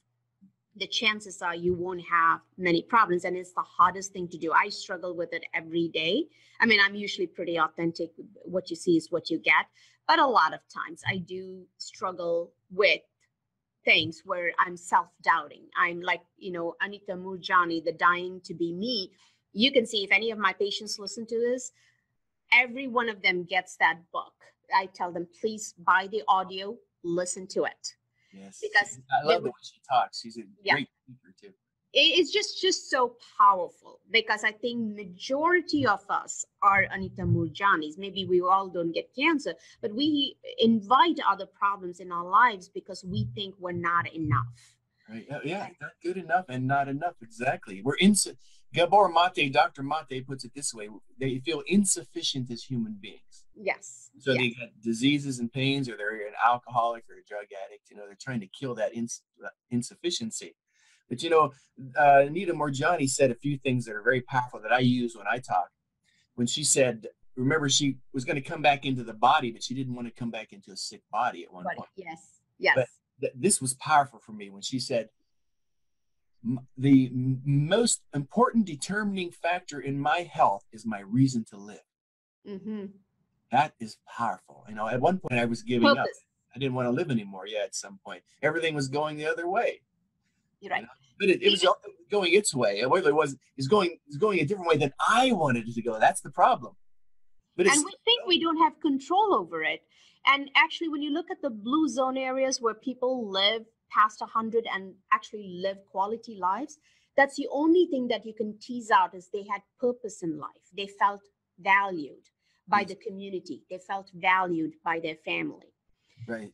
And I think that's extremely important. But again, the new thing that I tell my patient is, when you are feeling like, things are not going your way, write a letter to yourself, which you would open 5 years from now. What would you have said? Like, you are older now by 5 years. What would you tell this person who is 5 years younger than you? What this situation actually means and how it's going to define your life. And people say, I never thought of it that way. If I were to advise myself, like if I am now 50 and when I'm 55, I'm going to tell my 50-year-old, hey, this problem you have today, this is what it means. What would that mean to you? That's pretty interesting drill. And people don't think of it that way. In the moment, we are caught up and we think nothing is going to resolve our problems. But actually, when you step back, it's really irrelevant amongst the the big picture. Yeah, that's a good idea. I'm gonna have to look into that. The other way, I've seen it the other way. I've had some psychologists and actually pain specialists hire me to help them with their symptoms, and they say they do a drill with their patients about, if you could see yourself as like a 5 or 6 year old, what would you say to yourself? And it's almost always the same thing. It's okay. You're okay. Don't worry. You're safe. And ultimately, really, healing comes down to erasing fear. Yeah. That's what it's coming to, teaching yourself. Fear and guilt. Those are the two feelings. I think if we can take those two out of our lives. Exactly. In The Great Pain Deception, when I was done writing, I started having doubts about it. Should I publish this, or who am I to say this to these people? And so I wanted to summarize the book up after 10 years. And I thought about it for weeks. How am I going to summarize it? So I said, I'm going to summarize this book in one word, and the word is guilt. Guilt, yes, not good enough. Got to be more. Get angry at yourself for not being good enough. But one of the analysts, it was a Jungian analyst actually that I was working with, and she said to me, "What would you say to yourself, Steve, if you were a little boy and you could meet yourself?" I said, "That's easy. Buy Microsoft." Buy all the Apple stuff. Apple. Yeah, no kidding. Were there any questions, Marina, that you had? Did you understand TMS? Because she is new to TMS. I've heard you talk about it. That's about the extent. But, yeah. Well, do you want to go over the fundamentals, or do you have any questions? Yes. Well, I don't think I want a brain anymore, so that's where I'm at right now. This brain business sounds not like it's just gonna kill me. You don't want a thinking brain that analyzes every little thing that comes into your life. And that's the opposite of presence, exactly. You're in fight flight when you're constantly analyzing, rationalizing, calculating. Stress and tension are through the roof. Yeah, definitely. I remember when I was getting my graduate degree, I had one class. It was the mind body class. I got a C in it. And I was just like, I'm so over this crap. I don't care. They actually have a class called the mind body class? Well, it was functional medicine, so they have to throw that in there. And okay, I got you. It was right on par. I should have expected it. And would never believed it. And then I started working here and I'm like, man, everyone comes in with these symptoms. You ask them, when did this start? It's always something. Like, it's never just, oh, it just started out of nowhere. No, and that's right. You got that when I said that earlier. I had a guy a few years ago in a local restaurant walk up to me. I could see him dragging his leg and holding his back like this, and he's in pain. I could see it. Took him a long time to get up to me, and he got there. He said to me, that guy over there on the other side of the restaurant told me you wrote a book on pain. I said, I did. When's your divorce? And he stood there staring at me without saying anything for it seemed like a long time. He said, how could you know that? He goes, my wife and I have just decided we haven't told a family member or anybody. I said, well, just from my experience, it was something like that. They're either somebody's getting a divorce, somebody's just died, or you're getting your master's or your doctorate. Those are the top ones that I see, right? Something where there's a lot of demands on you, or something's come apart in your life. I just got lucky that night. I just threw that out there, and I happened to be right on that. But somebody's usually sick or dying or something like that, which is tragic, but it's part of being. If you think about it all the time, it's going to destroy you. I think that's the hard part. I think people who worry a lot tend to have a slew of problems. Yes. And if you can stop worrying, and worrying comes usually from fear. Sometimes it's shame or guilt. And I don't know the difference between shame and guilt. They seem to be going hand in hand. Yeah. But I think if you can overcome fear, I really think you can overcome a lot in life. Point. I thought about this for weeks. How am I going to summarize this book up in one word? Because if they hadn't gotten it by 400 pages, they're in trouble at this point. Or I'm in trouble. I didn't write a good book. And I asked my editor, who was a medical doctor himself. He was a great editor and a medical doctor, one of the founders of the wellness movement in the world. And I went to one of the TMS doctors that I really admire, and they said, that's exactly what we see. It's guilt. But my editor said, you need to put in parentheses behind that word shame, because they are the same thing from different directions. Right. Guilt is something personal that I have not lived up to the standards that I set for my life. And as a perfectionist, you never can. It's impossible. So you're always guilt ridden. Why did I eat that? I should have gone to the gym. I shouldn't have yelled. I should be visiting my parents more. It's never ending neurotic guilt, right? Which is a goodist does. But shame is a rejection by society. They have rejected me. That's very painful. I've done something wrong. And look at this world today. These poor kids live with cell phones every second of them. I don't know how they do it. I know. It is going to destroy that generation for years to come. Yes. And, my kids are in that generation. And I remember the 1 year my son went off social media was the most peaceful year I ever had. His whole focus was he needed to get into college of his choice. And I remember he cut out social media, and I think it was the greatest. We were able to talk to him and a lot of things, but it's the hardest thing, I think, for all of us. And you have to also realize it's also a distraction, obsession, TMSing. When you don't like things or stressed out, you constantly keep looking at it repeatedly. Yeah. It's a distraction away from the reality you are not willing to face. Exactly. This is the present moment. That's why presence is the ultimate answer. It takes practice. You have to learn how to do it. But in between, there are intermediary steps. Like I said, that journaling sometimes will release this feeling from people, or maybe a good therapist or something like that. But ultimately, that's just a temporary fix. Journaling, people get things off their chest and they say, oh, I feel better. Journaling is the answer. And then 6 months later, it's back and they're journaling again, And so I think permanently it is this, what used to be called mindfulness, but it's a terrible term. We got rid of that.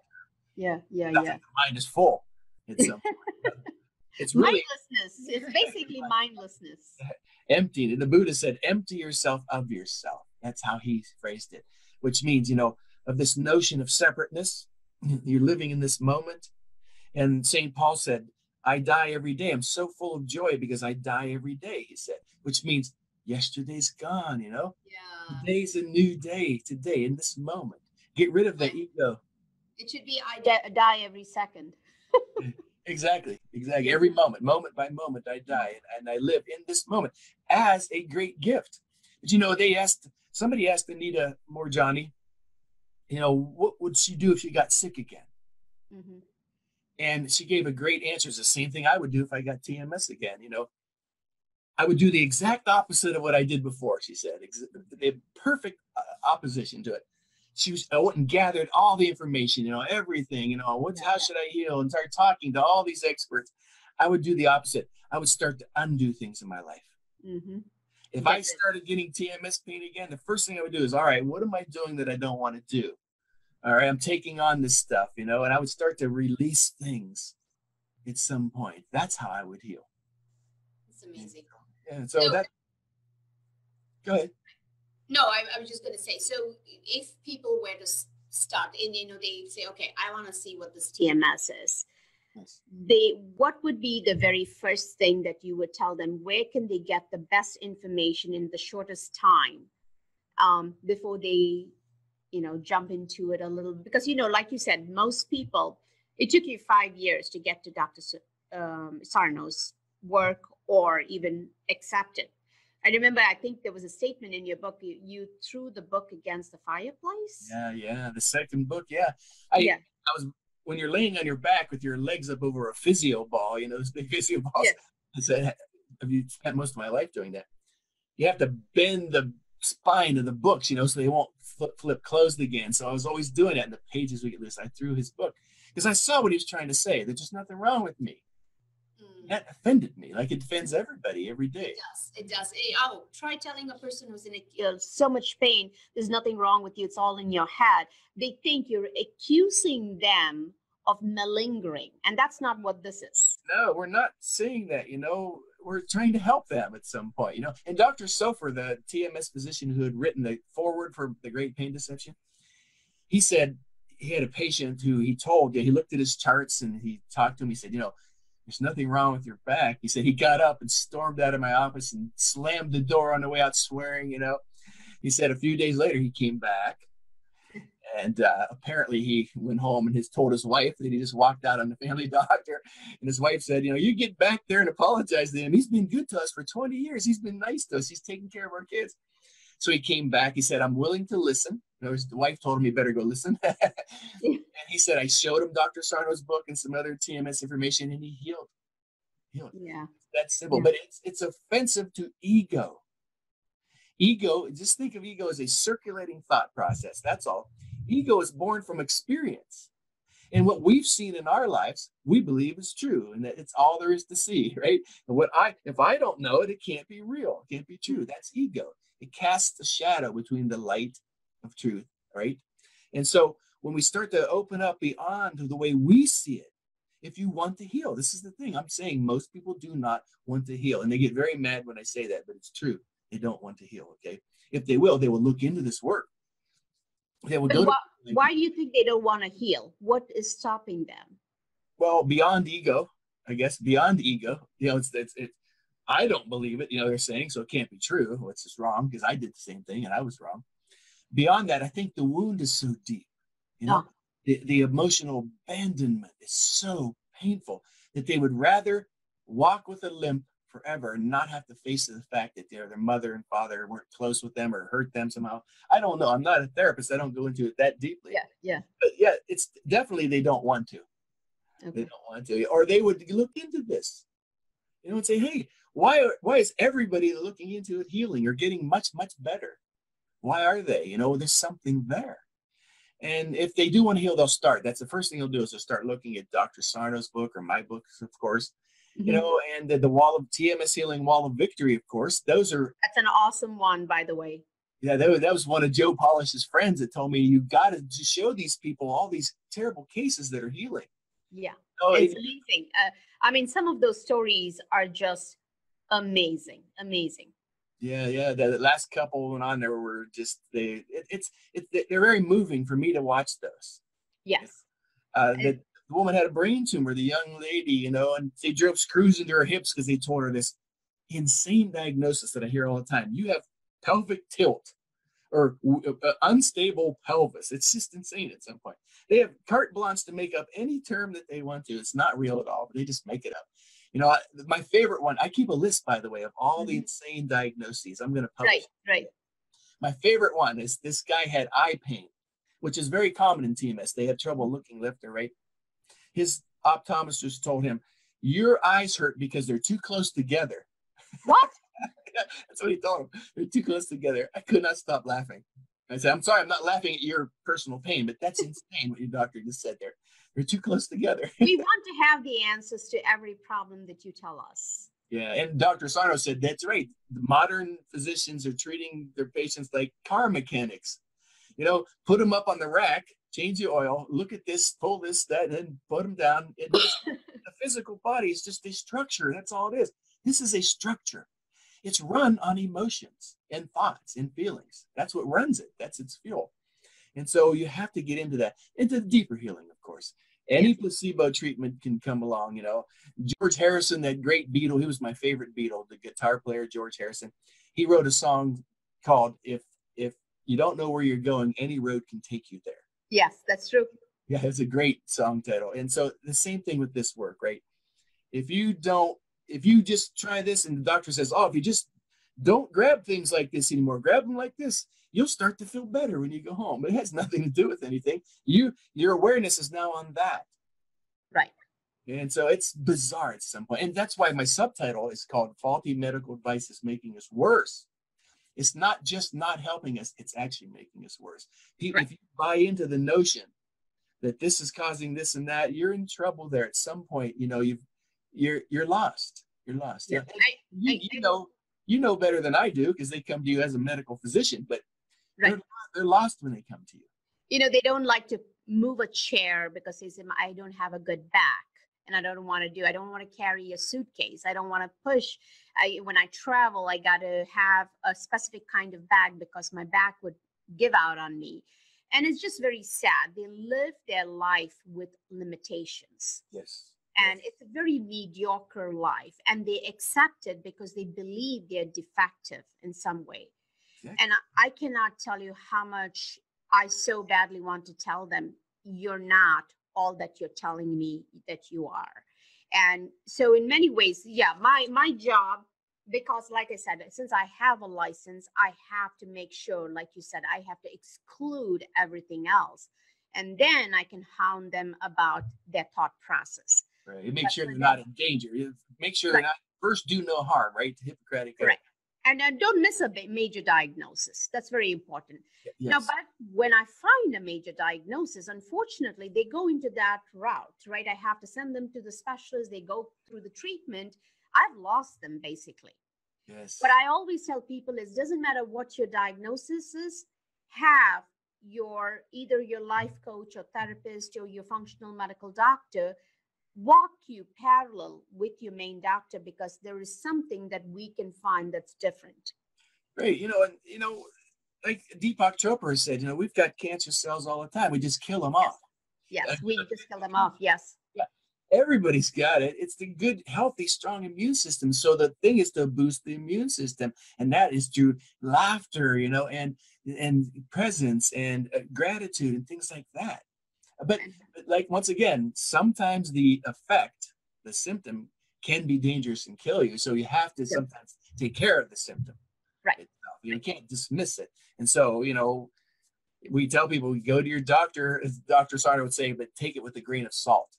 Yeah. No, I always tell people diabetes is a symptom. It's not a disease. That's right. And we know that, in my third book, I talked about that article the New York Times had. Those people had split personalities. Yeah. True split personalities. And in one personality, they had diabetes, and the other, they didn't. So we know it can't be the body. It can't be it's coming from some trauma. Something's dysfunctional consciousness is being blocked there. Some people had allergies in one personality and not allergies in the other personality. So it's not coming from the body. It can't be. Right. So let's say they come across your book, they watch the documentary, All the Rage, and they still feel like, you know what? I'm not getting any better. This is not getting any better. I truly have something. It's just that the doctors have not found it. How do they find a TMS consultant? Yes, well, they can find me I'll Yes, show them how that's to true. find That is steveozanich.com. They go there to book an appointment, Yeah, correct? I'm sure if they want to, they can find me. I'm sure I'm all over the place right now. I never wanted to be, but I am here. I'm here, Dr. Sarno, he's so famous now, internationally famous. I work with people, probably 60% of them are outside of the United States now that I work with. And his books are translated into like 20 languages now. They're healing. They're Yeah. holding up his books in their languages, and they're so happy and they've got tears in their eyes that they're free again from this thing that they themselves have created, but I'm not blaming anybody here. I'm not blaming you. I'm just making you aware that there's nothing really wrong here, and so, but we have to be careful. Once again, we got to be safe. Yeah. That's the most important thing. Yeah. Patient safety is first. But what is the oldest patient you've seen and what is the youngest patient you've seen? I would say the oldest one, there are several of them in their 80s, mid 80s, that had crippling back pain. That couldn't walk up one step, couldn't open doors, things like that. They're fine now. They're doing fine. It's not an aging problem. We will get slower as we age, and we will eventually, the cells oxidize. That's why we age and die. The oxygenation, it just wears it out. Our body wears out at some point. But these pains, they're not coming from aging. Right. They're healing. That is true. I always say that age has nothing to do with disease. Yeah, there's people in their 80s are golfing again. They send me pictures of them golfing at the golf courses where they couldn't get out of bed. And the youngest one, 17, I think it was a 14-year-old. I tell these people, I can't even talk to you until you tell your parents. Yeah. Talk to you. You're not even 18 years old yet. And they said, they go get the parents. I do whatever you can with them, But I would say 14, I think maybe was the youngest, but they're too young to understand ego, conflict, superego. They're identified wholly with their mind. They're unawake at some point. They can't see the observer inside of us that's observing this life. They think they are this person. And it's very difficult. So I think maybe late teens are the ones that can start to maybe get it. But I think the most common age that contacts me is almost always between 30 and 35. I think that is the age. They're starting to have children and they've got their houses and their careers are taking up, which Dr. Sarno called the age of responsibility. That span.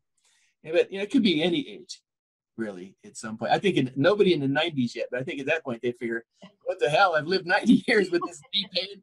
A couple more longer. Yeah, that's right. A couple more months is going to matter at that point, right? Yeah. No, that is so true. He called it a cradle to grave disorder. Cradle to grave disorder, yeah. Diaper to diaper. Yeah, we used to call it growing pains in little kids, right? But it was sciatica from anxiety. The kids are really nervous about going to school, and they don't want to go to school the next day. And they're rubbing their legs, it's from growing. It was a ridiculous diagnosis. They're growing. Growth helps us to heal. It doesn't hurt us. Yeah. I had knee pain when I was in elementary school. I wonder what it was from now. Yeah, we must have been bullied or so. I don't know. I was blocking it out. Other kids, a lot of people who are bullied contact me, of course, because that rage of separation, shame, and the guilt. And adults get bullied as well. So it could have been anything, you wouldn't have been aware of the cause of it. It's usually just leaving the parents to go to school that day. The kids get very anxiety ridden. Oh, that was my favorite part. Well, see, maybe she's a good example. Maybe if I worked with her, got deeper into it hour by hour, she would not want to. Because we say things consciously, and it's the opposite. We feel the opposite. That's true. That's why his last book was called The Divided Mind. The Divided Mind. So I don't know. Don't buy into that right away until you look deeper into it. But if you're healthy right now, I wouldn't look into anything. I would just that is true. Live in the moment, and if today you are good, you're good. But if there's a fear that's holding you back to live to your fullest potential, I think you need to look at a different route. Yeah. Yes. Exactly. Yes. And I think don't ever accept a mediocre life. I say this all the time to people. Don't. There is nothing in your way that tells you, keeps you where you are, keeps you sick, or keeps you crippled for any reason other than your mind. Move out of your way.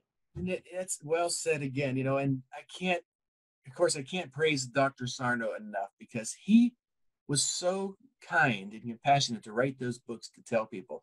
Yeah. he said, you know, I think it was in Healing Back Pain, most people will never understand what a soft, comfortable mattress feels like because they bought into the notion that they need a firm, hard mattress to sleep on. Because every time that I did not sleep on a firm mattress, if I was in a hotel, I would wake up with sciatica because I believed the soft mattress was hurting my back. Yeah. I sleep on anything now. I can sleep on the floor or on a soft. Yeah. It doesn't matter. It's the state of mind that you're in when you sleep. Calm, restful sleep. You can sleep on a bed of nails if, at some point. Buddhist monks do that for some reason. Right. I said in my book, I do that. They must not have televisions, I said in my first book. Why would you sleep on a bed of nails? But, you know, it has nothing to do with it, those things. You know, it's the state of mind, the state of well-being, peace, harmony, mind, body, spirit, the reduction of the conflict, the acceptance of the way things are. This just beautiful moment that we're in right now. It is a beautiful moment. Right now, you and I are talking. It's a beautiful moment. There's not a problem in the world. Right. Absolutely. That is awesome. Till the thinking comes in. That is awesome. Yeah, it is awesome, you know. So I don't know if you have any questions or anybody has any questions, or if you do. No, a lot of people commenting. Somebody said they just got your book, they're reading it, and I can't look. Let me just see how to do this. I'm gonna see if there are any questions here, and hang on.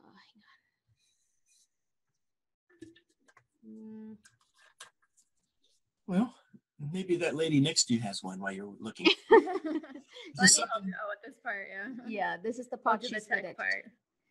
Mousing the slide bar down. Yeah. Let's see. Can't seem to get a handle on my nervous system. This woman that's reading your book. Hardest part is not having fear, not caring about the outcome. That is so true. I think that is something that requires practice, like we said about being. Right. And then it can get complicated, I suppose. But to understand what fear is, I think it's important. You know, it's the absence of love. Yeah. Okay. Yeah.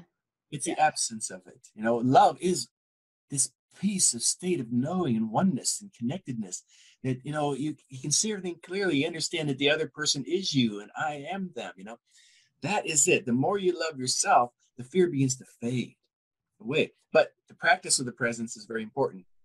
Love is part of presence, of course, because love is connection. It's oneness.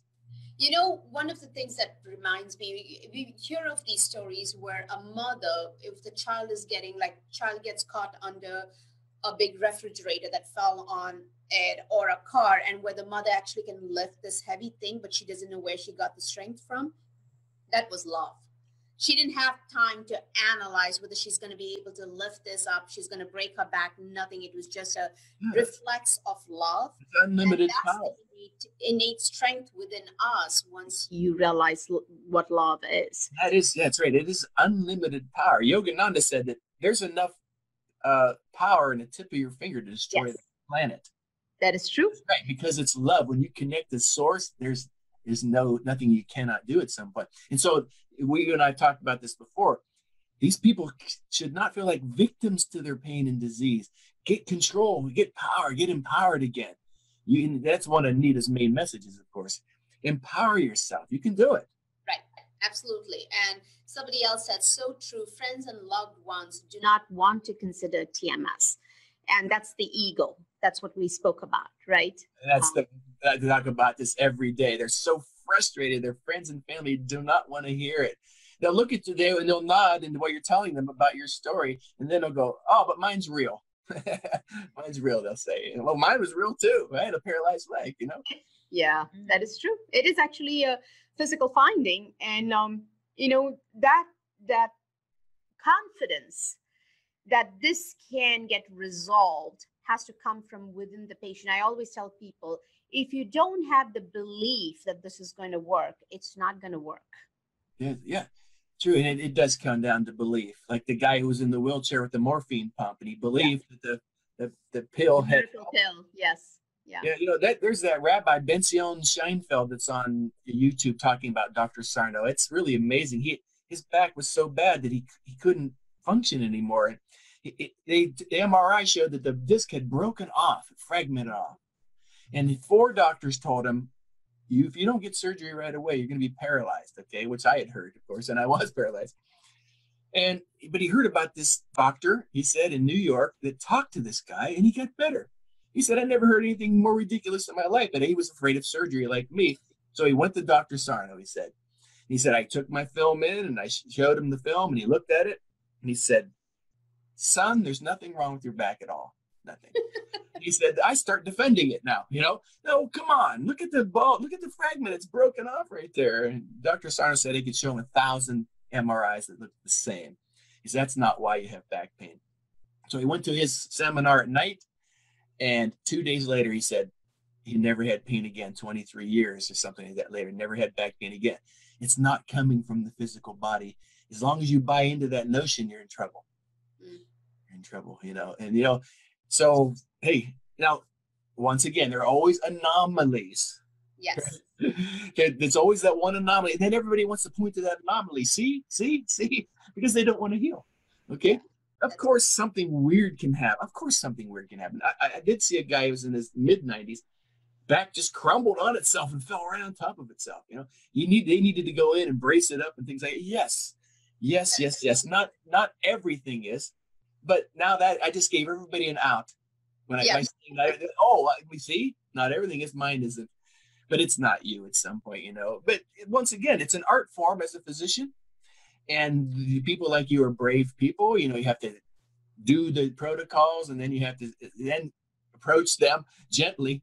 What do you think that this could be, this? Yeah. Then hope at some point. Well, this we could talk about this for hours. Yeah, months. Months. I mean, it would never end because there are a lot of people suffering, but I'm hoping at least 1 or 2 of them who've heard about this and who are listening to you talk, at least it gives them a starting point saying, maybe I should look into this as I'm working with my doctor and see how I can help myself. Yes. And statistically from all the interviews that I've done, somebody will, 1 or 2 people will, and it will transform their lives forever. And so we did good here today. And I really want you guys to post it on our Facebook page. If this did help you a month from now, a year from now, it doesn't matter, but make sure you let us know. I'm sorry, were you going to say something, Steve? No, I'm listening to what you're saying. I'm trying to figure out how to do this myself. I'm not really good at Facebook. Yeah. Oh, don't worry. But we will actually share it on your page too. Or we can give you, I actually tagged you on this. So you can actually share it on your Facebook page if somebody wants to actually, searching for you comes across that. Yes. And there are examples everywhere of people healing. Absolutely. Yeah. If you're looking for this, it's countless. I mean, this is just so many. And thank you for being a brave medical doctor and helping spread the TMS word. Thank you so much, Kira. I do appreciate you saying that. There's somebody, the person who was saying that she would like to get some help is really appreciating this. So all I can say is I really thank you so much for taking all this time to explain. I think people got it, that this is something that they can work and find a resolution. They just have to let it be. Yes. And accept their life and themselves as they are today. And I think in addition to reading Steve's book and seeing the documentary All the Rage, I really highly recommend Dying to Be Me by Anita Moorjani, because I think for me, that made me connect a lot of my patients to what I was unable to resolve for them. I mean, I had met you by then, and after that I read her book, but it was like the same messages are coming through with this, her near-death experience, if nobody knows what the book is about, and Steve's book, The Great Pain Deception. Both of them are absolutely phenomenal. Yours is not on audiobook as yet, right, Steve? Not yet. I'm recording it. The other 2 are, but not that one. Yeah, okay. I sent her The Great Pain Deception with a signed copy, Anita. Yeah. Hopefully she's reading it right now. I'd like to do a show with her. That would be really cool. That would be awesome. Just let me know when you do that, because I would love to listen to that. Yeah, I mean, she's saying the same things that I am saying from a more dramatic standpoint. She crossed over. Yeah, she crossed over. I mean, a lot of us, I think, intuitively know that we're not headed in the right direction. in many ways, but we just don't know how to put the brakes and make a change. Right. Yeah, exactly right. Think of pain and disease as an escape. You're trying to get away somehow. Yeah. You know, Yeah. and then a lot of the times when I first start working with people, they're always in motion like this. And that chiropractor, he was walking around his desk, he couldn't sit down. They're always in motion. And think of that, the disease and pain that way. You're trying to get away somehow. I don't like what I'm seeing here. But we have to, once again, we have to be careful. We might have to treat it just to protect the person first. That's the most important thing. Which is what I always tell my patients. I have to do the testing to make sure I'm not missing something serious. Once that is set aside, let's dig deep. And Yes. that's what we do. There was another chiropractor who I mentioned in my third book. His name was Steve as well. He had stage 4 cancer at 25 years old. And, Wow. you know, there really was much more they could do. But he's fine now. He's fine now. He sent me a beautiful email. I had tears in my eyes reading this thing. You know, it's just amazing. He said, I can now see with a greater prism what happened to me. He went into the field for his father. He wasn't doing it for him. You know, he was dying to be himself also. He wanted to get that respect and praise and things like that, and he's much happier now, and he lets things go. You know, he tells me, he writes me once in a while telling me about how he enjoyed the day, just a beautiful day. You know, so this is it. Slow down this mind, slow it down. You know, your brain can't figure out how to get it out of it, so it's creating this disease because it's a last resort effort. It's life energy turned in on itself somehow, you know. And I'm not saying I could stop everything either, but I now know what the causes are. Yeah. So I have a better shot at it in myself than I could ever have had before, you know. And so look, if you want to heal, look at this work. You really do. He changed the world forever. But, you know, he's not the only one doing the work, you know, but he's passed away. But there are other people doing different variations of it, you know. But I've seen people heal from everything. It's really, really fun. Yes, it is. It is fun when you actually get the result you're wanting. And hopefully, from a patient standpoint, you want to heal when you're reaching out to a TMS practitioner or you're reaching out to a physician who thinks this way. And once that thought process is that intention is set, I think healing is very, very easy. Right. And you're in what, Novi, Michigan? Is that where you are? Novi, yeah. I send people that way. Hopefully they follow through. Yeah. Dr. Gwatz is in New Jersey. He's one of the best. Andrea Siegel, she was a good friend of Dr. Sarno's and a medical doctor in Washington, D.C. So there's a handful, not a whole lot that I'm aware of, but they're out there. But ultimately, it will be them that will heal themselves. Absolutely. We always say we help you find your best doctor, and that is you. Yes, they give him a mirror. Give him a mirror. You want to see your best doctor? Here, look into this mirror. Well, thank you so much, Steve. I really appreciate it. And hopefully we'll get a lot of emails about this, about how much this has helped people. Yeah, hopefully, you know, like I said, if we helped one person here today, we did good. Yes, I agree. Because every life's important. I appreciate it very much. Well, I'm sure we'll continue to talk off screen at some point once again. And thank you again. All right. Thank you. Bye-bye.